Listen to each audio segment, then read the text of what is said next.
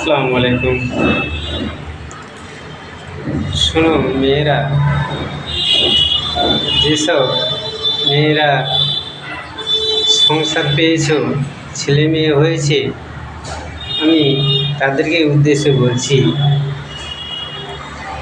ছেলে মেয়েদের শুধু স্কুল শিক্ষা দিলে হবে না, বাইরেরও কিছু শিক্ষা দিতে হবে। যেমন রান্নার কাছে ও আপনিও করছেন, তাকেও একটু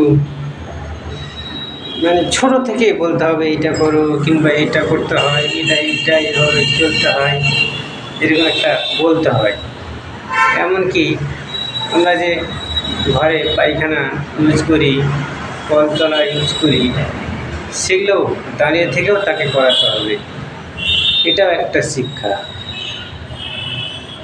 এগুলো আমরা যারা করি না, মেয়ে ছেলেদের আদর দিয়ে বড় করি, শুধু আমরা ভাবি স্কুলে পাঠালেই আমাদের কর্তব্য শেষ, তাই না? এতে তার ভবিষ্যৎটা সুখী হবে, শান্তির হবে।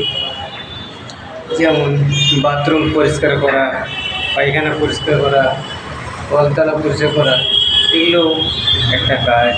কিংবা ঝাড় দেওয়া, কিংবা কোথাও নেতা দেওয়া, কিংবা কোথাও শীতলা হয়েছে সেটা পরিষ্কার করে করা, নিজে দাঁড়িয়ে থেকেও এগুলো তাদের করাতে হয়।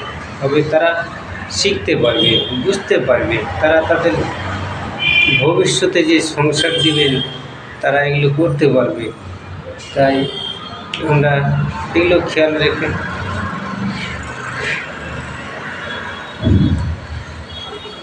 বুঝতে পারবো যে আমাদের সংসারটা